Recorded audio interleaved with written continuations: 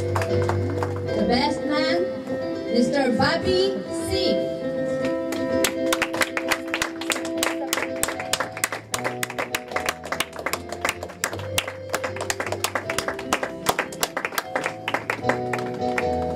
Our officiating minister, Senior Pastor Jose Monty Izon.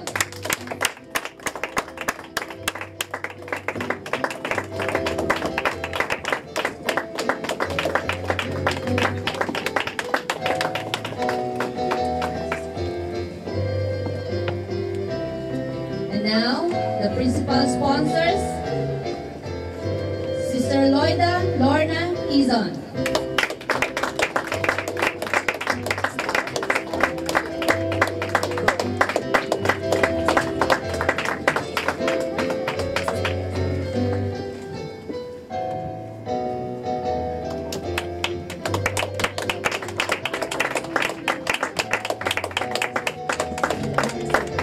Mr. and Mrs. Bonillo and Mila Kanay.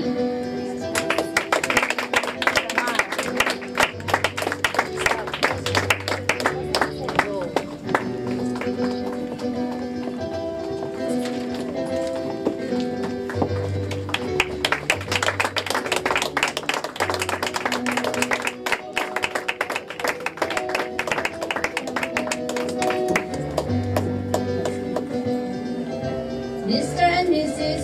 Akihiro and Elisa Murooka.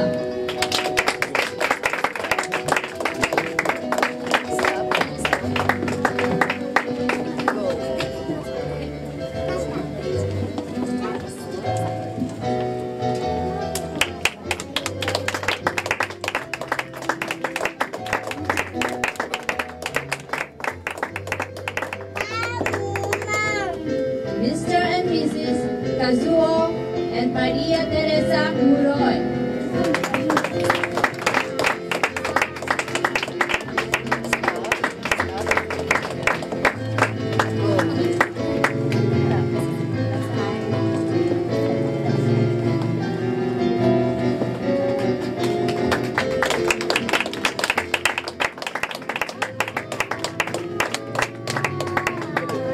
Mr. and Mrs. Mark and Gina Bundalian.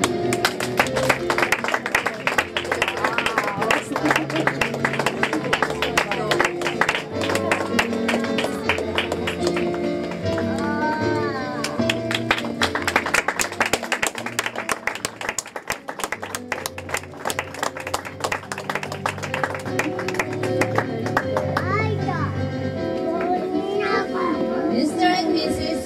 Teruhiko and Helen Koike.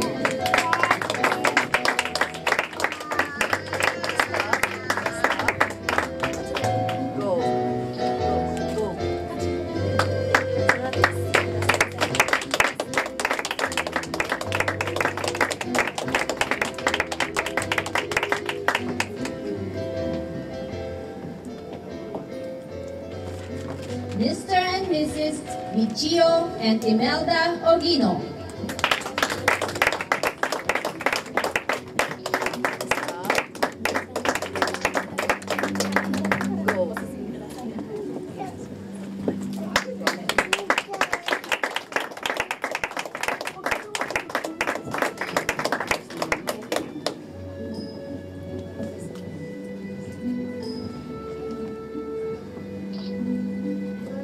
Mr. and Mrs. Toyoshige and Marianne Yamamoto.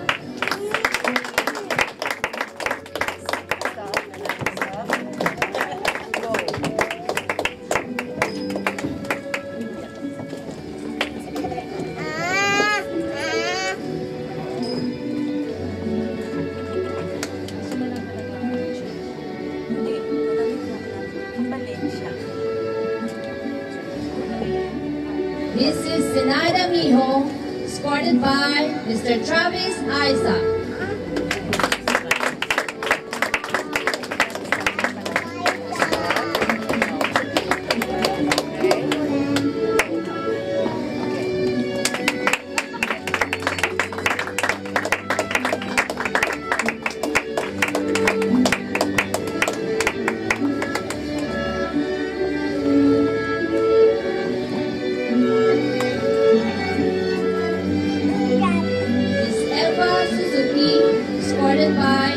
Mr. Rodrigo Orsiga Madrid.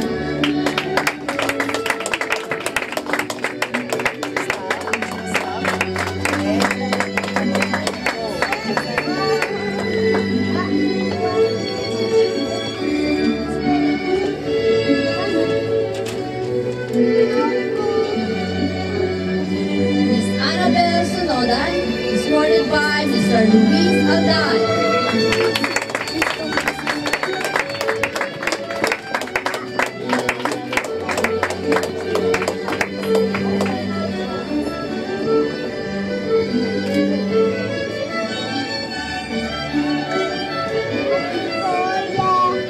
Miss Irene Hasegawa, escorted by Mr. Jerry Olores.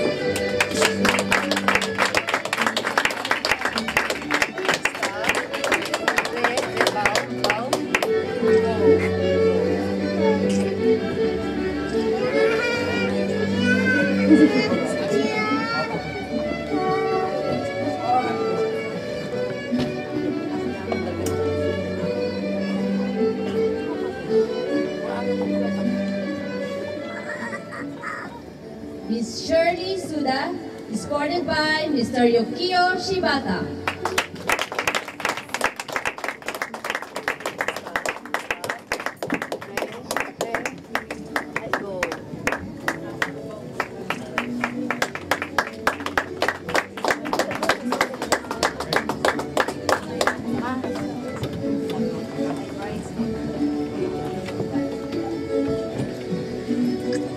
And now, the bridesmaid, Miss Rose Suka, and the groomsman, Mr. Pio Alday.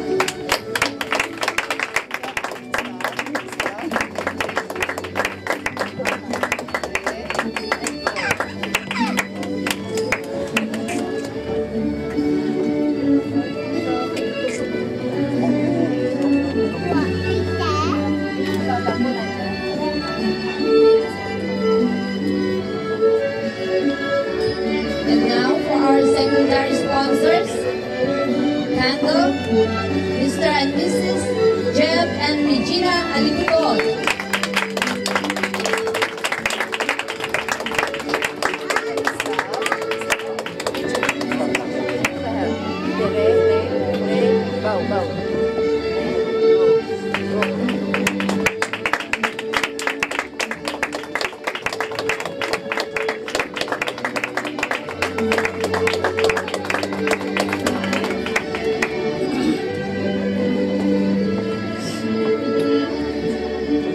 Vale, Mr. and Mrs. Walter and Joy Paraguay.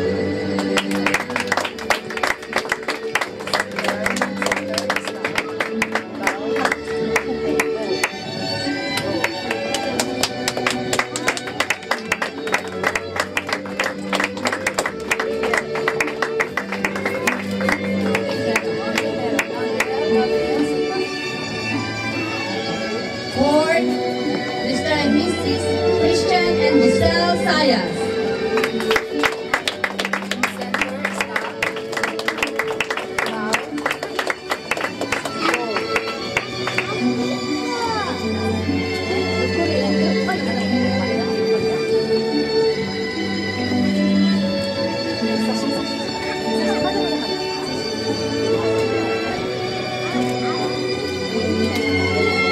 For our ring bearer, Gabriel Suka.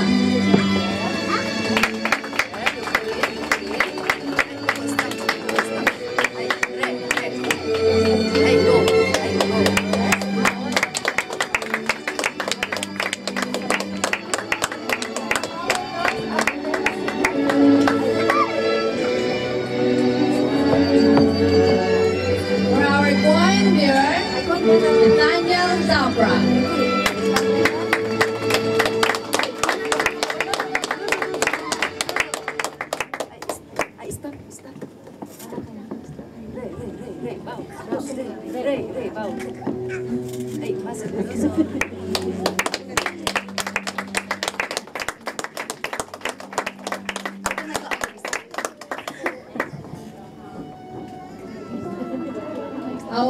Our Bible bearer, Seira Hraneses.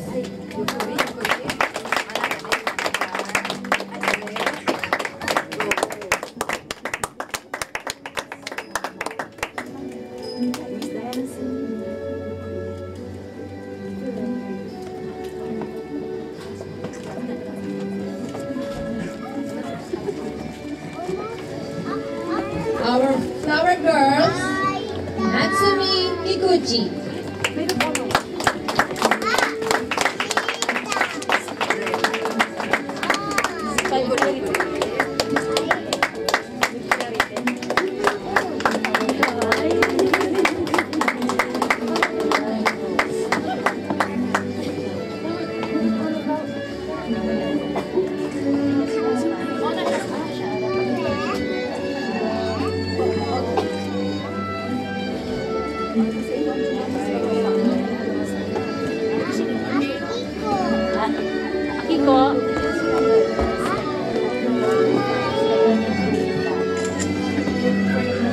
Next is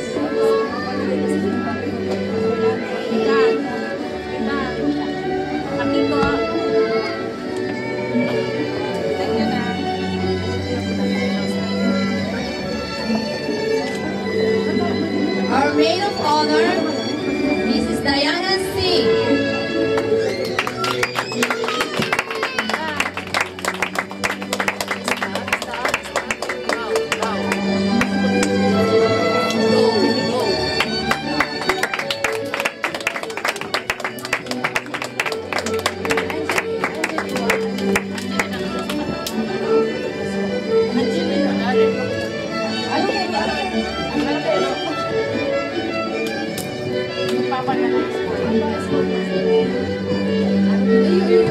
Our girls, Angeline Tsunoda.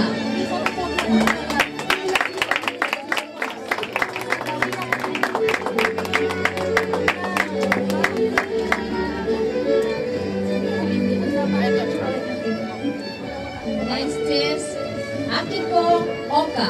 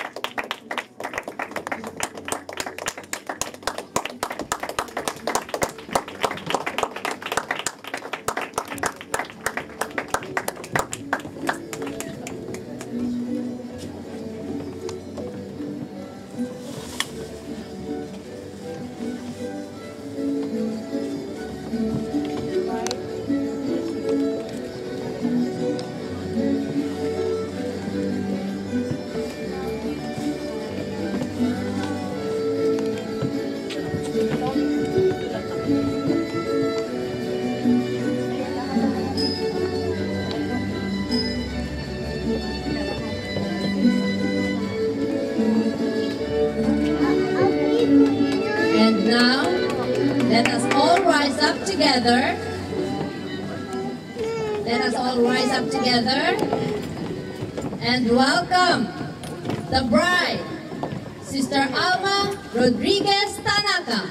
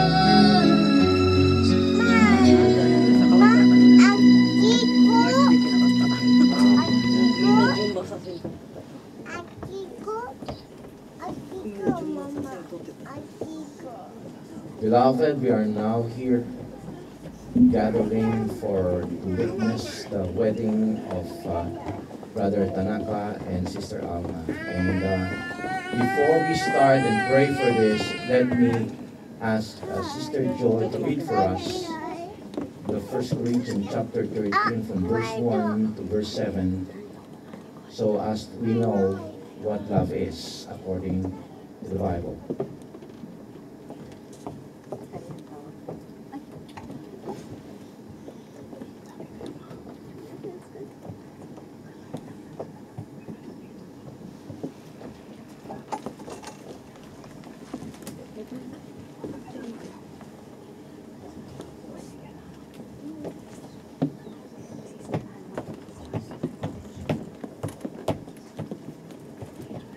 First Corinthians chapter 13, verse 1 to 7. If I speak in the tongues of men or of angels, but do not have love, I am only the sounding gong or a clanging cymbal. If I have the gift of prophecy and can fathom all mysteries and all knowledge, and if I have a faith that I can move mountains, but do not have love, I am nothing. If I give all I possess to the poor, and give over my body to hardship, that I may boast, but do not have love, I gain nothing. Love is patient, love is kind, it does not envy, it does not boast. It is not proud. It does not dishonor others. It is not self-seeking. It is not easily angered. It keeps no record of wrongs. Love does not delight in evil, but rejoices with the truth. It always protects, always trusts, always hopes, always perseveres.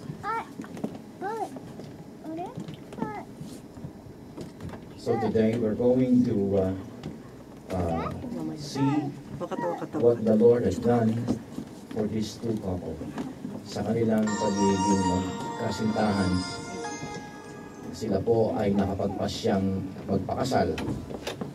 And actually, para po doon sa information ng bawat isa, hindi lamang po ito. Actually, sila po yung mag-asawa na. But they wanted to have a Christian and church wedding like this. That's why sila po ay nagkaisa, patunay na sila po ay totoong may pananampalataya at pananalig sa ating Panginoong Yesus. Sila po ay nakapagpasyang magkaroon ng ganitong klaseng pagpapakasal. Kaya po, ngayon po tayo po ay naririto upang hindi lamang saksihan ng mga bagay nito, pero gusto din po natin malaman na sila po ay nakapagpasya na sa panahon ngayon kasi ang kasal ay baliwala na. Subalit sa Biblia, ito po ay isang napakahalagang bagay na dapat gawin ng magsing-irog. Sabi nga po sa Marcos 10, talatang 6 hanggang 9, akin pong isasabihin ito sa wikang Tagalog. Sabi po rito, subalit sa pasimula pa ng likhain ng Diyos ang sanlibutan, ilalang niya silang lalaki at babae. Dahil dito, iiwan niya ang kanyang ama at ina at magsasama sila ng kanyang asawa at sila'y magiging isa. Ngayon po, sa ganitong pagkakataon, ang maintindihan pa, dapat po natin na ang dalawang dumadaan sa matrimonyo ng kasal ay hindi na magiging isa, dalawa, kundi sila po ay magiging isa na sa mata ng Diyos at sa mata ng tao. Kaya't hindi na sila dalawa, kundi isa, kaya't ang pinagsama ng Diyos ay huwag nawang papaghiwalayin ng tao. Mga kapatid, ang kasal po ay isang kapuri-puring bagay na itinalaga ng Diyos para sa mga tao. At ito po ay katanggap-tanggap sa Kanya. Kaya po, sa oras na ito, atin pong pagkakaisahan ang tingnan, saksihan, ang gawain ito. Sapagkat alam po natin na itong dalawang ito, sa harapan ng Diyos at sa harapan ng bawat isa at mga saksi, sila po ay magsusumpaan. Susumpaan na simula sa araw na ito, sa pagtatalaga ng kanilang buhay sa isa't isa, sila ay magsasalo, magsasama, maghahati sa hirap at sa ginhawa, sa karamdaman at kalusugan, maging sa kasaganaan at kasalatan. Ngayon po ay ating umpisahan sa panalangin. Tayo pong lahat ay umukot manalangin at tingin po natin ang basbas ng ating Panginoon Diyos ay humagitna sa gawain ito ngayon sa atin. Let us close our eyes and let's pray. Dear Heavenly Father, we thank you. And we even bless your name, for you are the author of marriage. Thank you, Father God, for Lord God, putting Adam and Eve together to become one. At simula noon, Panginoon, amin na natunghayan ang matrimonyo ng kasalang. Dalangin ko, Panginoon, sa aming kalagitnaan habang ang programa ng pagkakasal ay nag-uumpisa, Panginoon, hayaan mo, Banal na Espiritu, malaya kang kumilos sa buhay ng bawat isa. Lalo na, Panginoon, sa buhay, Panginoon, ni Brother Tanaka. Pagpalain mo, Panginoon, ang kanyang buhay. At hayaan po ninyo, Panginoon, na simula sa sandaling ito, ang lahat ng kanyang mga pangakong sasambitin at sasabihin sa harapan ng mga saksi para sa kanyang asawang si Sister Alma ay patuloy niyang panindigan hanggang sa kanyang kamatayan. Ganun din po, Panginoon, Sister Alma. Nihiling ko, O Diyos, na pagpalain mo at tunay na kasihan mo, Panginoon, ang lahat ng kanyang mga pangako na sasambitin at babanggitin sa harapan ng mga saksi para sa kanyang asawang si Sushi Tanaka. I pray, Father God, na tulungan mo siya, Panginoon, sa kanyang buhay, lalo na sa kanyang, Lord God, pinagdadaanan. Siya po ay nagdadalang tao ngayon. Pagpalain mo ang kanyang buhay at tunay, O Diyos, na siya ay maging matapat at isang maging magaliwing asawa para kay Tanaka. Maraming pong salamat. At tunay, O Diyos, kinukumit namin ang lahat ng gawain ito ngayon, ang hapong ito, sa pangalan ni Jesucristo na aming Panginoon. Ito po ang aming samsdalangin. Amen. Amen. Hallelujah. Tayo pong lahat ay panandali ang makakaupo na. Ito pong mag-asawa, manatili man po na tayo nakatayo. So, saan naman ako? Pwede pong pakibigyan ng mic. Room na pwede yung mic.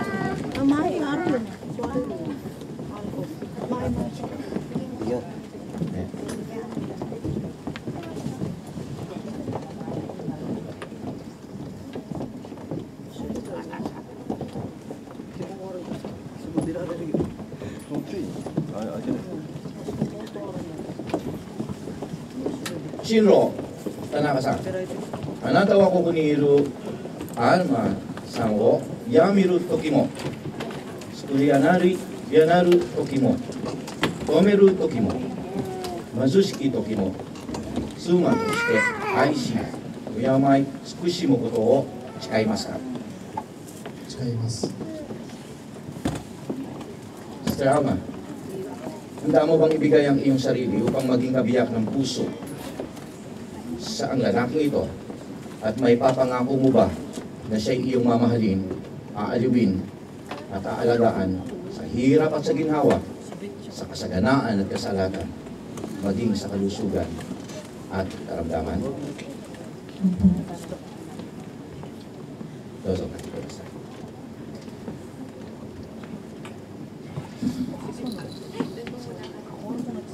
mga kapatid ko, nais ko pong gustong sabihin sa inyo na tayo po ngayon ay naririto sa kalagitnaan na kung saan, sabi ko nga kanina, tayo po ay sumasaksi sa kasalang ito.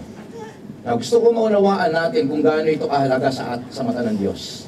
Maaaring simula ng tayo po ay nakasaksi ng ganitong gawain, mga kinakasal. Alam kong lahat sa atin dito nakakita na tayo ng iba't ibang klase ng uri ng kasal. Kasal sa Pilipinas, kasal ng Hapon, kasal ng Pilipino. Okay? Subalit, isang bagay lamang po ang sasabihin ko sa inyo, na ang kasal ay tunay na nilayo ng Diyos na gawin sa dalawang magsing-irog, sa isang babae at lalaki. At tandaan po natin, mga kapatid ko, na ang kasal po ay sagrado sa mata ng Diyos. Upang patunayan ko po sa inyo na sagrado at mahalaga sa mata ng Diyos ang kasal, bago po mag-umpisa ang ating Panginoong Jesucristo ng kanyang ministeryo, siya po ay dumalo sa isang kasalan. At kung inyo pong mamarapatin, meron po tayo sa Biblia, ito'y makikita sa Juan, Kapitulo 2, 1 at 2. John chapter 2, verse 1 and 2, makikita po natin ang ating Panginoong Jesucristo rito ay pumarito sa kasalang ito po ay lugar ng Kana. Okay? At ang nangyari, ang problema po rito, mga kapatid, nung nandun ang ating Panginoong Jesucristo, dala-dala niya ang kanyang ilang disipulo. Hindi pa po siya nag-uumpisa ng ministry niya, hindi pa siya naghahayag ng mabuting balita. Subalit, siya po ay umaten, no? Naimbitahan po siya sa kasalan.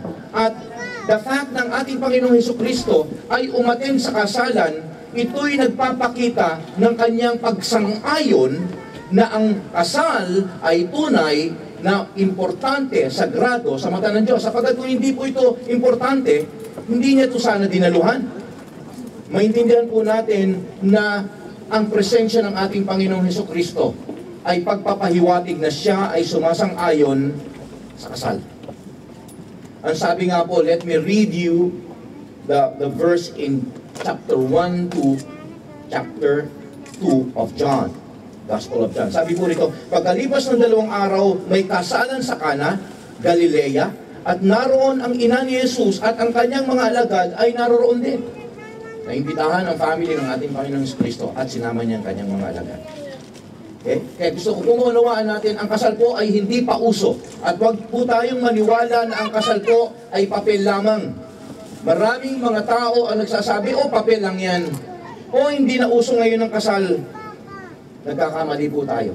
Sapagkat kapag ang isang babae at lalaki ay pinag-isang dibdib, ito po ay importante sa mata ng Diyos at hindi po tao ang tunay na nagkasal, sapagkat malinaw pong binanggit natin kanina sa Marcos na ang sinumang babae at lalaki na dadaan sa kasal, sila po ay hindi na dalawa kundi sila isa na. So sila po ay pinag-isa ng ating Panginoon Jesucristo. Kaya nung lalangin ang ating Panginoon Jesucristo, si Adan at si Eva, okay?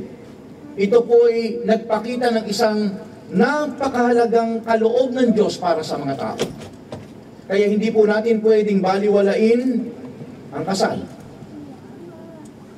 Ako po'y naniniwala na sa gawain natin ito, bagamat ito po ay tradisyonal na ginagawa natin, naniniwala po ako ng Espiritu ng Diyos ay narito.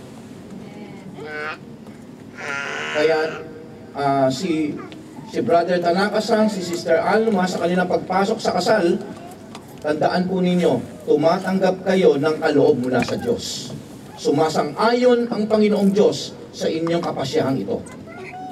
Huwag niyo ipagwalang bahala, bagkus ipagpasalamat niyo lagi sa Diyos ang inyong pagsasama.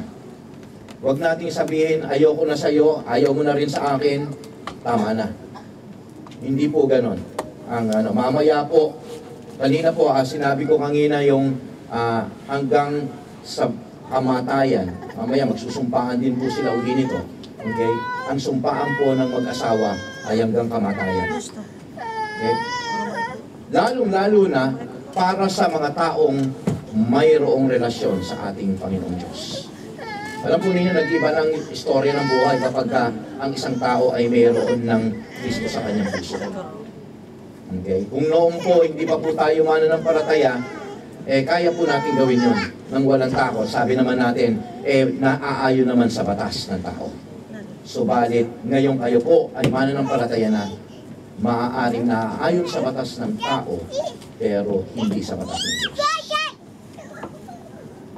Makita po din natin, mga kapatid ko, nung nandun ang ating pangituloy po natin istorya doon sa Kana, sapagkat mayroong pangyayari rito na hindi inaasahan. Ang hindi inaasahan dito ay nung habang ang lahat ay nagsasaya, habang ang lahat ay tunay na nandoon sa talagang selebrasyon, alam po ninyo nangyari, biglang naubusan ng inumin, ng may inom na alak, ang selebrasyon yun. At sa panahon ng ating Panginoong Kristo, ang alak ay hindi po sa kagaya natin sa panahon ngayon, lalo na sa amin, sa lugar ng Tondo, ang alak po ay talagang panglalangulang yan at para gumapangan. Pero sa lugar po, kahit hanggang ngayon sa Europa, ang alak po ay isang parte ng kanilang pagkain, okay, na maayos. Hindi po yan ginagamit sa paglalasing. At dahil po sa selebrasyon yon, naubusan po sila ng alak. At alam po ninyo mga kapatid ko, sa panahon na yon, kapag ka ikaw ay naubusan ng inumin, isang malaking kahihiyan po ito sa bayan ninyo. Okay? Sapagkat isang bagay ang hindi mo dapat kalimutan, dapat may sapat kayong inumin sapagkat ito ang nagbibigay ng dagdag kasiyahan sa selebrasyon ng kinakasal.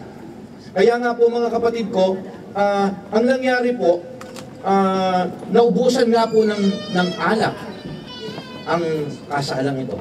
So, nung naubusan ng alak itong kasalan na ito, medyo, sabi nga ng salita nga po, umatero ang mag-asawa nito.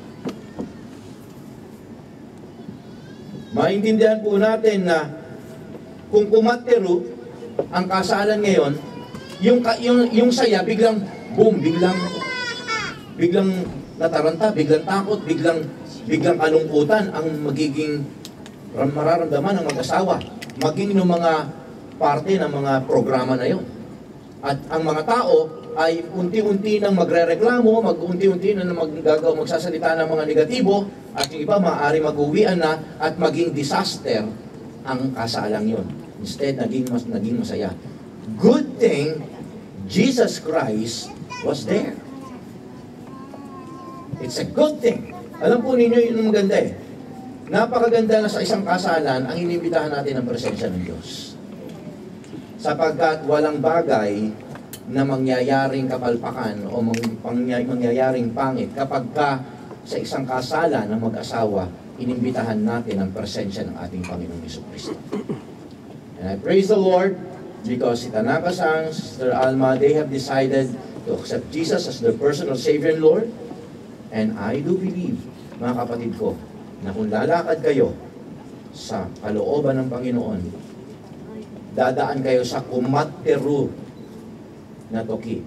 Pero asahan ninyong ang Panginoong Yesus will always be right there to help you. Ginawa po ng ating Panginoong Jesucristo, siya po ay tumayo. At ang ginawa niyang, sabi niyang ganon, okay, unang ang humingi ng tulong kay Mama Mary. Sabi ni Mama Mary, wala akong magagawa. Ang kausapin niyo siya. So nakiusap sila sa ating Panginoon Jesucristo, at ang ating Panginoon Jesucristo ay dali-daling pumunta doon sa kusina at sabi niya gano'n, nasaan ang ilan ng mga bangal, lagyan niya ng tubig. And suddenly, Jesus Christ made His very, very first miracle sa kanyang ministeryo. Imagine, hindi lang siya umattend sa kasal, subalit ang unang himala na ginawa niya nung siya ay nabuhay dito sa ibabaw ng lupa, turning the water into wine, saan? Sa kasalan. Proof na, alam po ninyo, ipinapahiwatig dito na sa kasalan, handa ang Diyos mag-release ng kapangyarihan niya para sa mag-asawa. Importante ang kasal. Sinasabi ng iba, hindi na importante ang kasal, live in na lang. No. You are what? You are living without the blessing and the presence of God. And without God, we can do nothing. Ito po ang katotohanan niyan. Kahit pa sa kabila ng bagay na yan ay marami kang pera, ikaw ay sikat, tandaan natin, apart from God, we can do nothing. Ano po ang sabi ng salita ng Diyos? Okay? Kahit pa magay natin ang lahat ng yaman at ganda dito sa ibabaw ng lupa, kung ang ating kaluluwa naman ay masasadlak sa impyerno, baliwala rin. What's the use of worldly wealth? Kung wala din naman si Kristo sa ating buhay. Ito po ang importante, mga kapatid ko. Kaya, tandaan ninyo, ang kasal ay pagpapakitang, Panginoon, kailangan ka namin sa aming pagsasama. Kaya kinakailangan nilang si Kristo ay ilagay nila sa inyong kalagitaan, sa inyong relasyon. At makita po natin na simula ngayon, kayong dalawa ay magsasalo sa iisang tahanan, iisang silid, at kinakailangan ninyo sa inyong pagsasama, hayaan ninyo ang Panginoong Hesus, ang kanyang kapangyarihan, ay patuloy na pumagitna sa inyong relasyon. Siya ang magsisilbing pagkit, pandikit. Okay? Parang inyong relasyon ay manatiling nakadikit. Ibig ko sabihin, mga kapatid ko, hindi sa pamamagitan ng sarili nating pag-ibig at pagmamahal, sapagkat kung ang pag-ibig ay hindi natin iaangkor sa pag-ibig ng Diyos, ang pag-ibig ng tao ay nauubos. Subalit ang Diyos mismo ay pag-ibig, siya ang source ng pag-ibig, kaya kung nauubos man ang ating pasensya, naiinis tayo sa ating asawa, all you have to do is to go back and ask God for help. Bigyan ka ng sapat pang yaman ng pag-ibig para patuloy mong mamahal ang inyong asawa. Tandaan po natin, marami tayong pinagdadaanan pagdating sa sitwasyon ng pag-aasawa. Para po doon sa mga dalaga pa at binata rito, maaari ngayon nyo pa lamang po, hindi nyo pa ito nararanasan, maaari ngayon nyo pa lamang ito naririnig, kaya pinapayuhan ko kayo. Okay? Na patuloy ninyong hanapin ang lalaki at o babae na mayroong pareho ninyong takot sa Panginoon. Sapagkat kung hindi si Jesus Christ ang common denominator ninyo sa inyong pagsasama, sasabihin ko sa inyo, pagka nag-away kayo, kahit simpleng problema, yun lang sabihin natin, dapat inuna mo muna ang sibuyas kaysa sa kamatis. Marami na nagkahiwalay na mag-asawa dahil lamang doon. Okay? Simpleng dahilan. Alam po ninyo kung bakit? Sapagkat wala si Kristo sa kanilang buhay. Sabihin, kung ganyan mo, ayaw mo, o sige, pirmahan na tayo.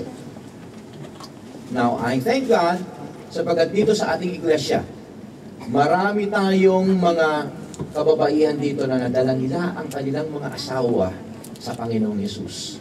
And I'm telling you, kayo mismo mga babae na narito, kayo mismo makapagpapatunay kung ano ang ginawa ng Panginoon sa inyong relasyon nang sila'y nakakilala sa Panginoon. Gusto kong unawain ninyo, mga kapatid ko, wala nang pinakamagandang bagay na gagawin ninyo sa inyong sarili, lalo na sa mga dalaga at binata rito, at sa mga dalagang muli at binatang muli. Okay? Kung kayo ay hahanap ng inyong magiging partner in life, okay, make sure na sila ay mayroon din takot sa ating Panginoon Jesus. Pagka ganon, kapag kayo'y kinasal, inimbitahan nyo, kaya nyo imbitahin ang kapangyarihan ng Panginoon sa inyong pagsasama. At makita po natin, kagaya na sinabi ko kanina, nang naubusan ng alak, itong mag-asawang ito, wow! Sabi ko nga kanina na kumatiro sila. Pero purihin po ang Panginoong Diyos, ang ating Panginoong Jesus ay naroon nung nandoon siya na isalba niya sa isang malaking kahihiyan itong dalawang mag-asawang ito. Hindi na sila magiging tampulan ng kantyaw. Dahil kung nagkagano'n, sasabihin ka, habang habang nare-remind yung kasalan niya, maaaring sabihin, "Nako, laking kahihiyan yung ginawa niya. Nako, yung nangyari doon sa kasal niya." Di ba? Magiging tampulan na sila ng kahihiyan. Naisalba ng ating Panginoong Yesus ang mag-asawang ito sa isang tiyak at malaking skandalo. Subalit, so maunawaan po natin ngayon, kaya kayo, Sister Alma, Brother Tanaka, kung si Jesus ay kumalinga sa mag-asawang ito na nasa kana, makakasiguro din kayo na kayo'y kanyang kakalinganin. Tanaka-san, you will be sure that if this couple were taken care of by our Lord Jesus Christ, you will be sure that you and Sister Alma will also be taken care of by our Lord Jesus Christ. He cares for you. He loves you. And you can always cling into His promises that God is always faithful in His promises. So, ang ginawa ng ating Panginoong Jesucristo, ang ginawa niya? Pumasok siya sa kusina. Inutusan niya yung mga katulong, sabi, maglipat kayo ng tubig dito sa mga tapayan na ito. And He started to pray. Ang nakita po natin, mga kapatid ko, ganun ang gagawin ng ating Panginoong Jesucristo kung tayo po ay may mga problema. Just allow Jesus Christ to come into the important area of your life. Itong mag-asawa, hinayaan nila si Jesus Christ to have a free hand. Ultimo sa loob ng kusina. At ganun din ang dapat ninyong gawin sa inyong pagsasama. Allow Jesus to have a free hand kung ano man ang gusto niyang desisyon sa loob ng buhay natin. Because if you will allow Him to make decisions in your life, He will take care of you. He will make sure na kayo ay hindi makakaroon ng malaking problema sa inyong pagsasama. Amen? So, gusto ko maintindihan lang natin to. Ang kasal ay mahalaga sa Diyos. Ang kasal ay pagsang-ayon ng Diyos dahil nandun siya. At ang kasal ay pagpapakita, no, doon sa kasal ng sakana, pagpapakita na ang Diyos ay tunay na kumakalinga sa mga taong nagpapakasal. Kaya dapat ang mga magsing-irog ay dadaan sa kasalan. Ito'y pagpapakita na, Lord, we recognize you. We recognize you that you are the source of love. And we recognize you because you want us to go through weddings like this. Kaya ginagalang namin ang desisyon mo. Dahil kung kinasal mo si Adan at si Eva, Panginoon, at ang lahat ay dumandi sa kasalan, kami din dapat magkaganon dahil kami ay rumirespeto sa iyong prinsipyo. Kaya ngayon po, mga kapatid ko, ay gusto kong ipakita sa inyo na ang kasalan ay importante at hindi natin dapat ito baliwalain. Huwag kayo maniwala sa sinasabi ng mundo na hindi na ito uso, na ito ay outmoded na. Nagkakamali po sila sapagkat maaaring ito ang paningin ng sanlibutan pero hindi sa paningin ng Diyos. Ang prinsipyo ng Diyos ay hindi naluluma. At sino man ang mayroong pag-ibig at may Kristo sa kanyang puso, dapat kung anong gusto ng Panginoon. Luma man ito sa paningin ng tao, hindi na ito uso sa paningin ng tao, tayo po ay dapat manatiling tapat sa kanyang prinsipyo. Amen? Amen po ba? Okay. So today, we're going to continue the promises na gagawin ng mag-asawang ito. So, let us all continue to listen to the marriage vow of Brother Tanaka-san and Sister Alma here. Can you please stand up together?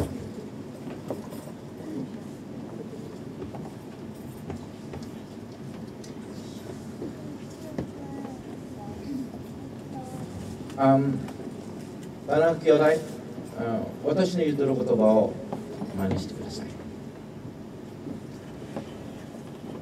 それで目がちゃんと見てください。話しながら私名前言ってください。自分の名前言ってください。私、田中敦